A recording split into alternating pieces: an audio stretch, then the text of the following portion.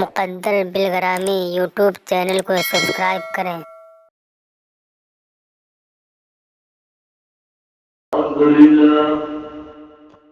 الحمد لله نحمده ونستعينه ونستغفره ونؤمن به ونتوكل عليه ونعوذ بالله من شرور أنفسنا ومن سيئات أعمالنا من يهده الله فلا مضل له ومن يضلله فلا هادي له ونشهد أن لا إله إلا الله وحده لا شريك له ونشهد أن سيدنا وسندنا وشفيعنا وحبيبنا ومولانا محمدا عبده ورسوله قال الله تبارك وتعالى في القرآن المجيد والفرقان الحميد أعوذ بالله من الشيطان الرجيم بسم الله الرحمن الرحيم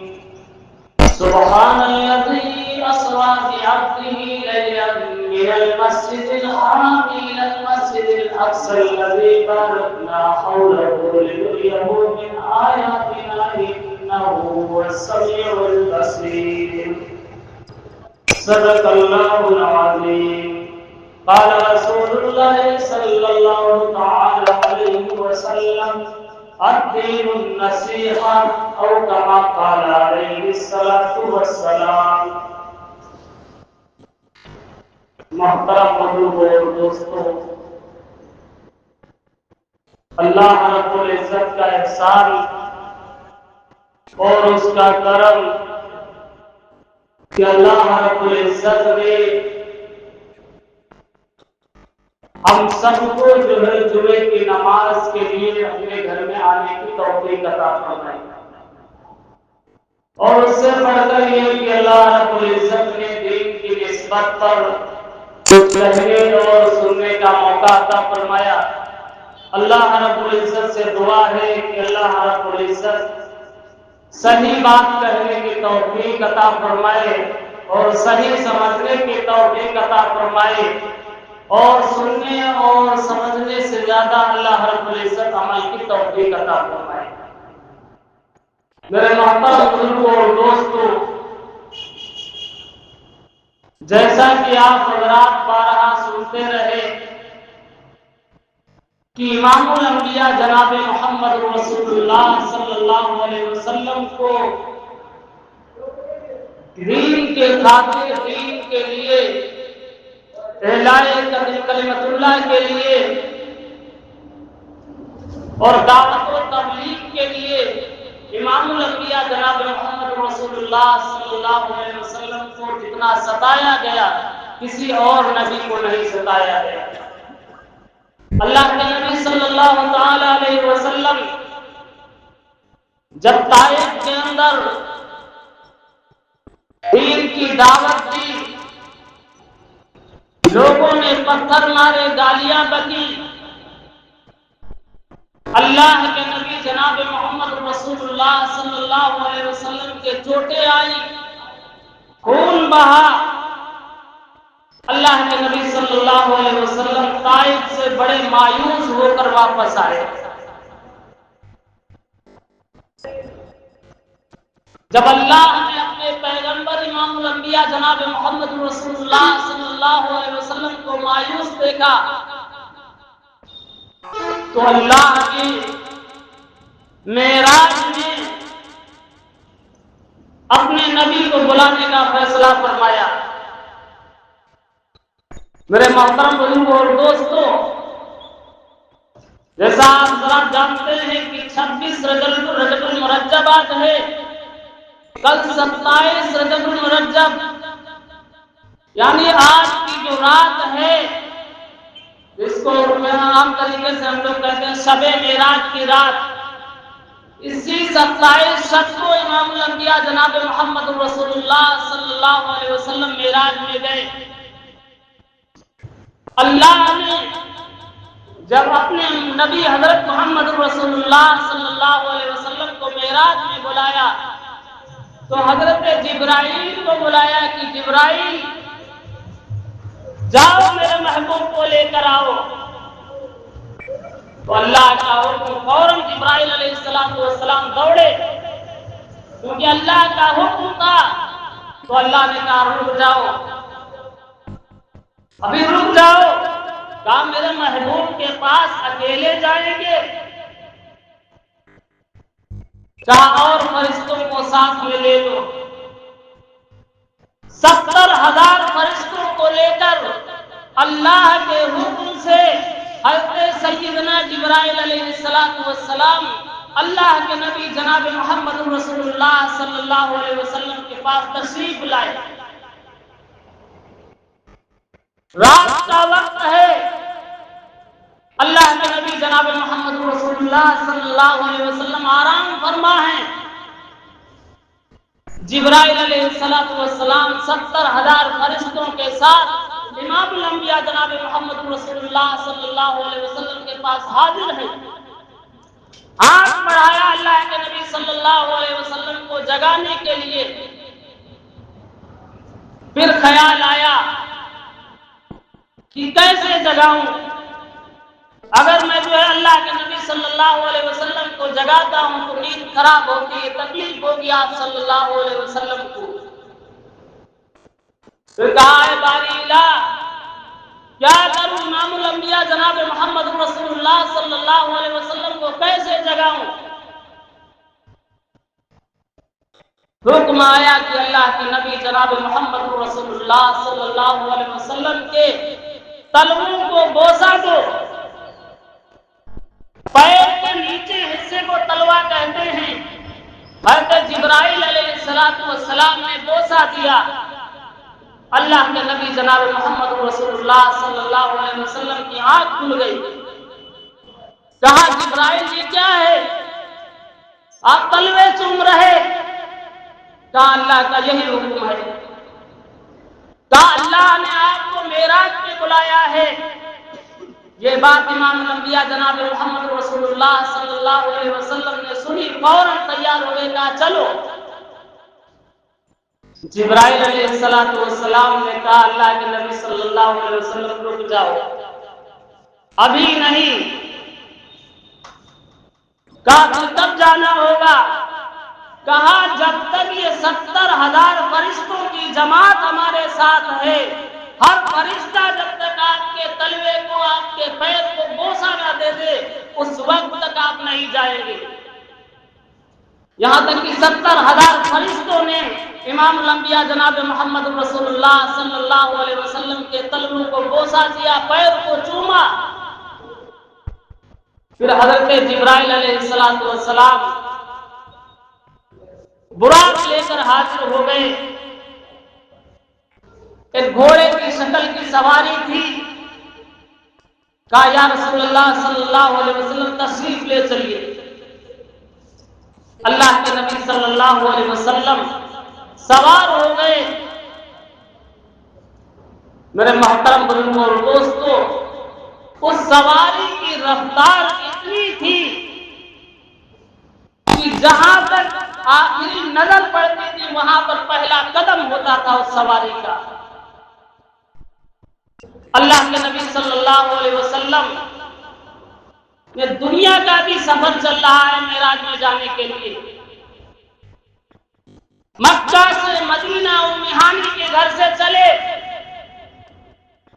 پہلا اسٹاپ ایک جگہ جو ہے براق اترا تو اللہ کے نبی صلی اللہ علیہ وسلم نے فرمایا جبرائیل یہ کون سی جگہ ہے، کھجور کھڑے ہیں، کھجوروں کا جھرمٹ ہے.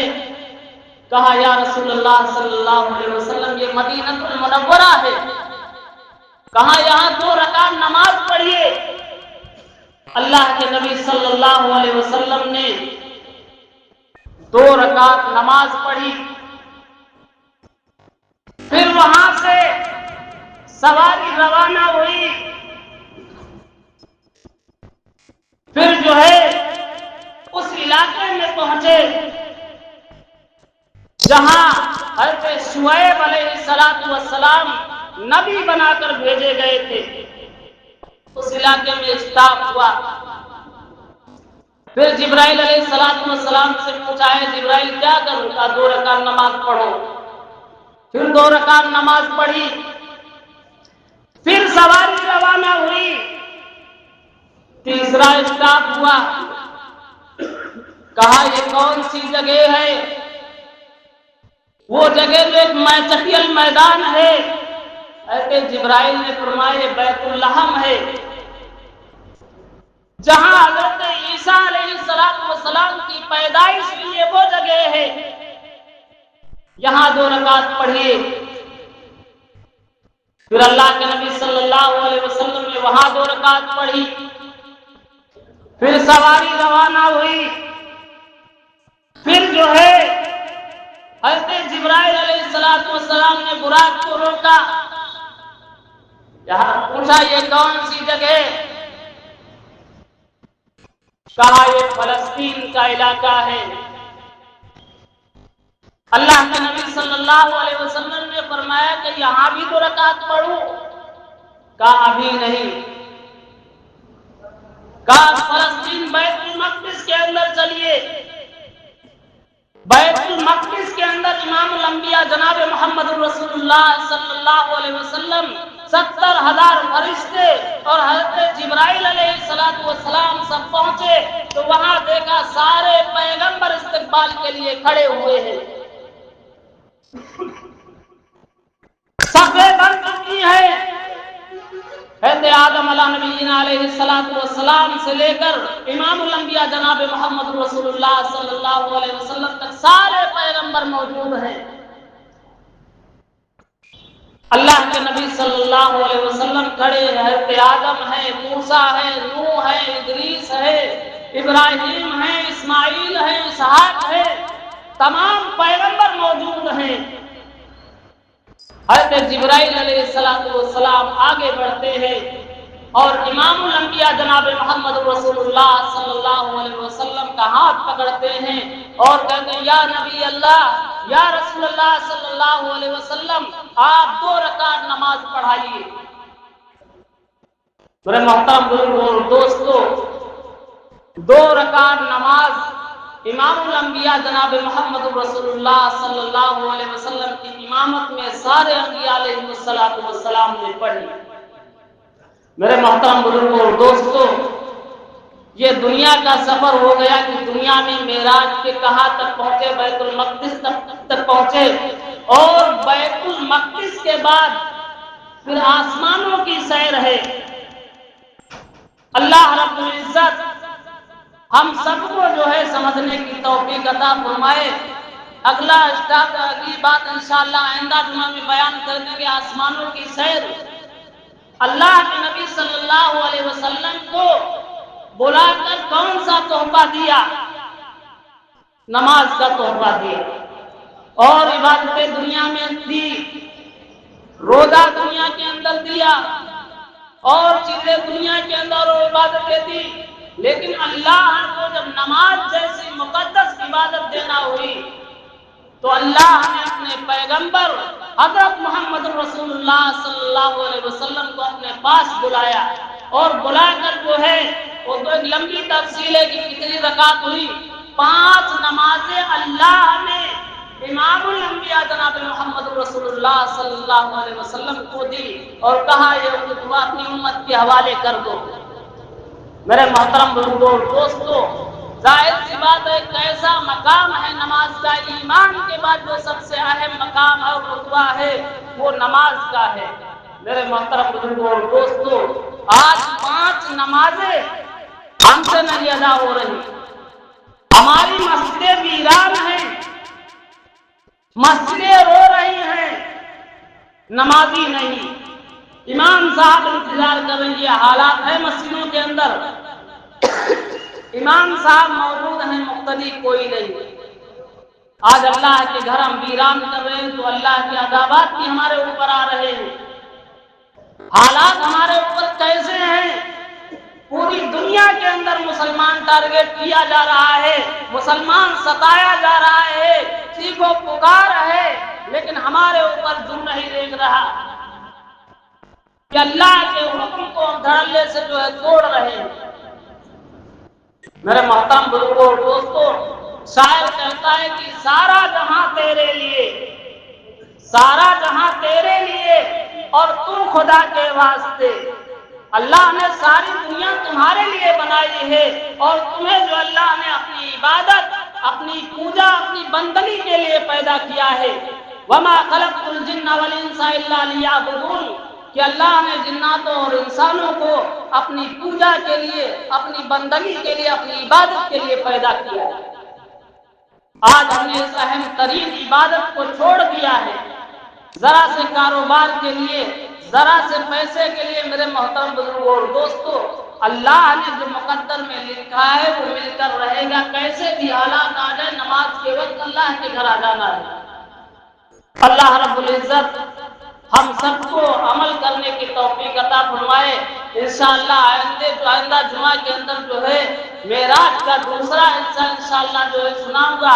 اللہ رب العزت عمل کی توفیق عطا فرمائے اور نیک صالح عمل کرنے کی توفیق